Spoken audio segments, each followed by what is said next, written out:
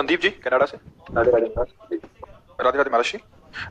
महर्षि इन्होंने काफी लंबा लिखा है। इसका भावार्थ ये कह रहे हैं कि जो नाम का भाव है, जैसे कोई संत महात्मा जपते हैं तो उसका एक अलग प्रभाव होता है, और जो एक नॉर्मल इंसान जपता है उसका एक अलग होता है। ये कह रहे हैं कि जैसे राम सेतु में हनुमान जी। ले इतना रुकिए, फिर आगे बढ़िए। संत महात्मा किनको कहते हो आप? किसी वेश को कहते हो? किसी पद को कहते हो? संत महात्मा एक वृत्ति होती, एक स्थिति होती, समझ रहे ना? पहले तो भ्रम हटाओ कि किसी हम वेश को ही केवल संत महात्मा कहते हैं, या किसी पद में बैठा है तो हम संत महात्मा कहते हैं। संत के लक्षण वर्णन किए गए हैं।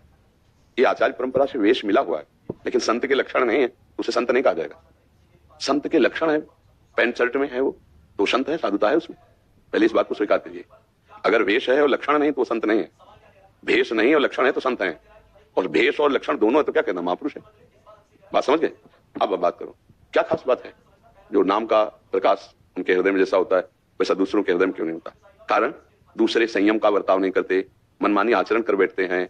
अगर मनमानी आचरण ना करें और शास्त्र सम्मत आचरण करें तो वही उनमें प्रकाशित हो जाएगा। कितने ऐसे गृहस्थ हुए जो महामहिमा में स्वरूप में स्थित भेष गृहस्थ महापुरुष, जैसे भाई जी हनुमंत प्रसाद पोद्दार जी महाराज, वो जैसे जयदयाल गोविंद जी महाराज, कितने ऐसे नाम तुम्हें गिनावे, और इतिहास भरा पड़ा है। गृहस्थी में रहे, महापुरुष रहे। अब मनमानी आचरण करो, दो चार माला घुमाओ तो फिर कैसे? इनका वही था कह रहे कि वो तो स्वयं सिद्ध है, दवाई तो दवाई, चाहे डॉक्टर दे, कोई असर एक जैसा क्यों नहीं होता। इसीलिए एक कुपथ्य और एक पथ्य से चल रहा है, तो पथ्य वाले में ज्यादा असर करेगा और कुपथ्य वाले को परेशानियां घेर लेंगे, नहीं घेर लेंगे। तो दवाई तो ठीक है, पाने वाले का अनुपान जो वैद्य ने कहा, सदगुरु वैद्य वचन विश्वासा संयम या न विषय क्या था। मनमानी विषय भोग करो, मनमानी आचरण करो तो फिर कुपथ्य हो गया ना। अब कुपथ्य होगा तो दवा तो बढ़िया है। अब आपको भारी विक्षेप पैदा कर देगी दवा, क्योंकि आप कुपथ्य कर रहे हैं तो परेशानी पैदा होगी। फिर हो सकता है दवा में असरदा हो जाए कि इतने समय तक जप रहे कोई लाभ तो मिला नहीं। जो पथ्य से दवा का सेवन करता है तो रोग बड़ी जल्दी नष्ट हो जाता है, औषधि अपना प्रभाव दिखाती है। ऐसे सदगुरु के द्वारा प्राप्त जो नाम मंत्र है, उनके द्वारा जो निषेध किया गया कि ये नहीं करना, वो नहीं करना चाहिए, तो आप देखोगे फिर वही रंग आप में आ जाएगा, जो संत में आता है वही आप में आ जाएगा। संत का तात्पर्य है जो भागवतिक लक्षणों से संपन्न, दैवी संपदावान, निरंतर भगवत चिंतन परायण, अब वो चाहे वेशधारी हो और चाहे गृहस्थ हो, उसमें थोड़ी अंतर है। देखो विभीषण जी जब भगवान के सामने आए तो क्या कहा भगवान ने? तुम सरीखे संत प्रेम हो रे। और अपना परिचय विभीषण जी क्या दे? नाथ दशानन कर मैं भ्राता, निश्चर वंश जन्म सुरत्राता, सहज पाप प्री तामस देहा। ये अपना परिचय दे रहे। देखो संत की महिमा। और भगवान क्या करे? तुम सारी के संत प्रेम हो रे, धरो देह नहीं आन नहीं हो। मुझे लगता है कि हम अगर शास्त्र सम्मत गुरुजनों की आज्ञा के अनुसार अपने आचरण करें और नाम जप करें तो वैसे ही हमें लाभ प्रताप, वैसे ही भाव समझ में आएगा। अब मनमानी आचरण तो हमें फिर कैसे है? प्राय हम आचरणों में बड़ी कमी रख रहे हैं, चूक कर रहे हैं। आज जो है सत्संग भी सुना जा रहा है, साधन भी कुछ न कुछ किया जा रहा है, पर आचरणों में बड़ी चूक हो रही है। आचरण में चूक हो तो चलनी में गैया दु है और दोष दयु को दे, हरिगुरु कहो न माने तो अपनो ही ले।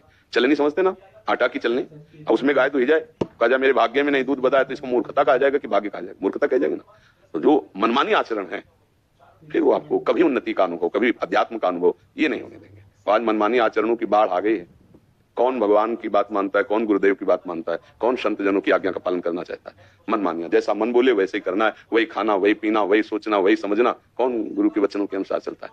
इसीलिए अगर गुरु वाणी पर हमारा विश्वास हो जाए और संत महात्माओं के जो आदेश उनके अनुसार, तो अभी आनंद आ जाए। ये तो हम मानने के लिए तैयार ही नहीं है कि जो संतों को मिलता है वो गृहस्थों को नहीं मिल सकता, यह मानने के लिए तैयार नहीं, क्योंकि ये बाहरी वेशभूषा है। आंतरिक चिंतन आपका किस कोटि का है, उसी कोटि से आपकी उन्नति होगी आध्यात्मिक। बहुत से ऐसे आज भी गृहस्थ हैं जो संत हैं, बहुत से ऐसे गृहस्थ हैं हमारी जानकारी में है।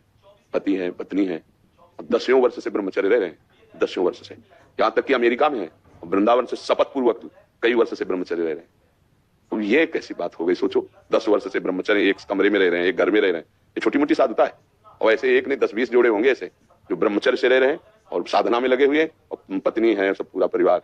आप उनको क्या कहेंगे? संत नहीं कहेंगे। सोचो, संयम से रह रहे हैं। अच्छा, हम कह रहे हैं चलो संतान उत्पत्ति आदि की चेष्टाएं भी हो रही है, भजन में रहा, संयम में, यहाँ तो बेविचार हो रहा है, यहाँ तो मनमानी व्यसन हो रहे हैं, मनमानी आचरण हो रहे हैं। थोड़ा माला घुमा लिया, मनमानी आचरण कर रहे हैं, तो हमें लगता है फिर तो लाभ का अनुभव नहीं होगा। यही बात है, हमें शास्त्र आज्ञा के अनुसार आचरण करने हैं और गुरु प्रदत्त नाम जप करना है, मंत्र जप। फिर जो प्रकाश होगा फिर वो साधु बना देगा, संत बना देगा, मतलब अंदर से संत हो जाओगे आप। कितने ऐसे गृहस्थ में जो संत हैं, अपना चश्मा ठीक नहीं इसलिए दिखाई नहीं दे रहा, नहीं तो ऐसे कितने गृहस्थ हैं जो नाम वाणी में डूबे हुए हैं। नाम जपो और आचरण अच्छे करो तो बात बनेगी। क्यों? आपका क्या संशय इसमें रहा?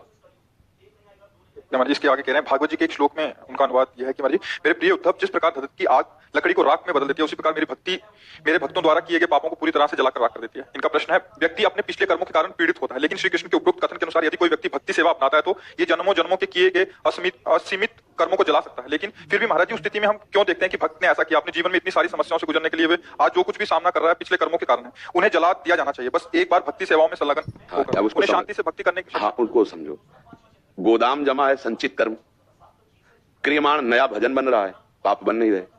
पूर्व में जब इस शरीर की रचना हुई तो दो कर्मों से रचना हुई, कुछ पाप का हिस्सा कुछ पुण्य का हिस्सा, ये रच गया। इसमें है कि 10 वर्ष में ये घटना घटेगी, 20 वर्ष में, 40 वर्ष में, 80 वर्ष में, ये पहले से निश्चित हो गया। अब जब हम भजन मार्ग में चले, भगवान की भक्ति की, तो जो हमारा गोदाम जमा है कर्मों का, संचित कर्म, भगवान ने सब भस्म कर दिया। जो नया है वो भगवान को समर्पित है, इसलिए वो हमको बांध नहीं पाएगा। जिससे शरीर की रचना हुई है, भगवान के भजन बल से उसको हम भोगते हुए पार करते चले जा रहे हैं, समस्या है ही नहीं। जो छूट गया है तीर, अब उसे तूड़ीर में वापस नहीं लाया जाता। भगवान ने हमारी शरीर की रचना जब की तो दो कर्मों से की, पाप और पुण्य दोनों। उस समय हम कोई भजन तो कर नहीं रहे थे, तभी तो हमसे पाप और पुण्य दो ही कर्म हुए, भजन तो बना नहीं। अब हमें भगवान ने अपनी कृपा से मानो दे दिया। अब इसमें दुख सुख आएंगे जो पहले रच गए, पर जो हमारा स्टॉक जमा है उसे भगवान भस्म कर दिए। जो नया कर्म नई खेती है वो भगवान को अर्पित है, वो हमें बांध नहीं पाएगी। लेकिन जो प्रारब्ध रचना शरीर की हुई है उसको बड़े बड़े सिद्धों को भोगना पड़ा है। बोले अमुक संत के कैंसर हो, अमुक संत को ये वो अवस्था के अनुसार आएगा, अटैक करेगा, पर वो भजन में है इसलिए वो अटैक उसका कुछ प्रभाव नहीं डाल पाएगा। समय कटता चला जा रहा है, रोग अपनी स्थिति में है, अगर वो प्राण लेने आया है तो प्राण छूट जाएंगे, भगवान को प्राप्त हो जाएगा, खत्म हो गया झंझट। हिसाब किताब से बराबर है पहले से ही, वो भस्म करने की बात कहते हैं। ये थोड़ी कि भक्तों को जुकाम नहीं होगा, बुखार, एक से एक भक्तों के जीवन में कष्ट आए हैं, उसकी रचना हो गई, चुकी है ना। अब जैसे मान लो नाक टेढ़ी ऐसे पैदा हुई, उसकी रचना हो गई, तो क्या करोगे? ये बात समझना। ये नहीं देखना कि संतों को प्रारब्ध भोग कष्ट क्यों मिल रहा है। बड़े बड़े आप आचार्यों को, गुरुजनों को देखो कितनी पीड़ा मिली धर्म पर चलने पर, भजन करने पर। महान कई बार महापुरुषों के चरित्रों को पढ़ के देखो आप, तो आपको पता चलेगा कितना कितना कष्ट सहा, और उस कष्ट में भी वो मुस्कुराते रहे। भारी कष्ट में भी उनके अंदर ये खास बात पकड़ी गई। कष्ट आना खास बात नहीं पकड़ा, उस कष्ट में भी, वो इस कष्ट में भी परमानंद की मुस्कुराहट रही, कभी आह नहीं निकली। आप जो जैसे हमें रख रहे हो हम उसी में जो ही प्यारो करे सोई मुझे भावे, प्यारे जैसे रख रहे हैं, तेरा किया मीठा लागे। ये बहुत बड़ी बात है। अपने इष्ट के प्रति, अपने साहब के प्रति वो दोष नहीं देख रहे उसमें, वो कहते तेरा किया मीठा, जो आप कर रहे हो ना बहुत मीठा लग रहा है। अच्छा, ये है भगवत प्राप्त महापुरुषों का चित्त। ये तो प्रारब्ध भोग है। पूज्य श्री गुरु अर्जुन देव जी को वैसे तप्त बालू, जैसे बालू में चना डाल दो ना एकदम भुन जाए, ऐसी बालू डाली जा रही ऊपर से, कड़ाह में खोलते हुए तेल के कड़ाह में उनको, वो उस समय भी मुस्कुरा रहे हैं, तेरा किया मीठा। ये मतलब चरम सीमा की, आप सोचो। और एक बात थोड़ी, पूरे गुरुजनों को देखो, गुरुवाणी को पढ़ के देखो, महापुरुषों को देखो, भयानक से भयानक कष्ट पीड़ा सब। महामहिम श्री गुरु गोविंद सिंह जी के पुत्रों को दीवार में चुना जाए और वो मुस्कुरा रहे हैं, उनके अंदर कोई भय नहीं है। सोचो कैसी धर्म निष्ठा, कैसी देश निष्ठा, कैसी भगवत निष्ठा। इन महापुरुषों के चरित्र को देख करके लगता है कि हमको बल मिलता है, हमको सामर्थ्य मिलती है कि हमारे गुरुजन, हमारे महापुरुष जन कैसे कष्ट सहे और शिकायत नहीं कोई, तेरा किया मीठा लगे, मतलब गजब की बात है। अगर चाह लें वो, इतनी सामर्थ्य है तो भस्म कर दे, नष्ट कर दे उनको। सामर्थ्य होते हुए भी उसे सह रहे, दिखाया कि क्या साधुता है, क्या महापुरुषों का स्वभाव प्रभाव है, सब कुछ करने की सामर्थ्य है। ये जो गुरुजन प्रकट हुए, जैसे पूज्य श्री गुरु अर्जुन देव जी, ये साक्षात भगवत शक्ति संपन्न है, ये जो चाहे कर सकते हैं, भगवान है साक्षात, लेकिन सह रहे हैं। और हम लोगों को ये बल दे रहे हैं कि इस मार्ग में अगर ऐसी भी परिस्थिति आए तो हमें डिगना नहीं है, हमें हटना नहीं है। आजकल हम 4 दिन माला जपे, हमारा काम नहीं बना, बोले हमारी अश्रद्धा हो गई। भगत हो तुम, भगवान के तुम जन हो, तुमने अभी शास्त्रों का स्वाध्याय नहीं किया, गुरुवाणी का स्वाध्याय नहीं किया, इसीलिए। नहीं तो पक्का हम केवल सुख के प्रलोभन में थोड़ी तुम्हें प्यार करते हैं, हम प्यार करते हैं, तुम्हें अपना माना है, तुम चाहे जितना दुख दो हम आपकी ही जय बोलेंगे। ये मार्ग है, हम आपकी जय बोलेंगे, आपकी तरफ से दिया हुआ दुख हमारे लिए प्यार होगा, हम उसे आदर से स्वीकार करेंगे। ये मार्ग है। क्यों महाराज एक छोटा सा क्वेश्चन पूछ सकता हूँ उसी पे, पिछले क्वेश्चन पे राम नाम पे। तो महाराज जी मेरे छोटे बच्चे का भी क्वेश्चन था कि उन्होंने बोला कि मैं कथा सुना रहा था, बोले जब हनुमान जी ने राम नाम लिखा तो पत्थर तैरे, बोले पापा मैं जब लिख रहा हूँ तो डूब रहा है। क्योंकि तुम्हारी अभी भावना उस कोटि की नहीं है। एक बार कबीरदास जी के एक शिष्य गंगा स्नान करने जा रहे थे, तो एक कुष्ठी जिसके गलित कुष्ठ शरीर में था, वो आत्महत्या करने के लिए कूदा, लोग उसे पकड़ लिए, तो भीड़ लगी थी, तो वो भी नजदीक गए, क्या बात है क्या बात है। तो उनका इनको गलित कुष्ठ है, ये अब जीना नहीं चाहते, इसलिए आत्महत्या करना चाहते। बोले अरे इसकी जरूरत कैसे, एक खड़ा हो और डुबकी लगा, राम।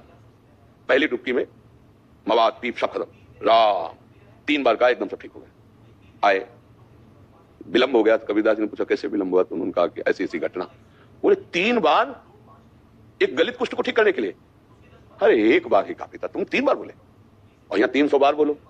समझना, भजन भाव निष्ठा तदात्म। एक जब फकीर अपनी स्थिति से बोलता है राम, वाहेगुरु, कृष्ण, राधा, उसका जो प्रभाव है, क्योंकि वो तन्मय है, वो उसी में लगन से। जब भरत जी चित्रकूट में बोलते थे ना सिया राम और कदम बढ़ाते थे, तो लता पता सब करुणामय होकर बोलने लगते सिया राम। जब चैतन्य महाप्रभु बोले हरे कृष्ण, तो पशु पक्षी भी ऐसे हरे कृष्ण। क्या तन्मयता, प्रीति। हमारी तन्मयता प्रीति नहीं है उतनी जो हनुमान जी में राम जी के प्रति प्रीति है, जो हनुमान जी के हृदय में राम नाम की प्रीति है, वो प्रीति थोड़ी है।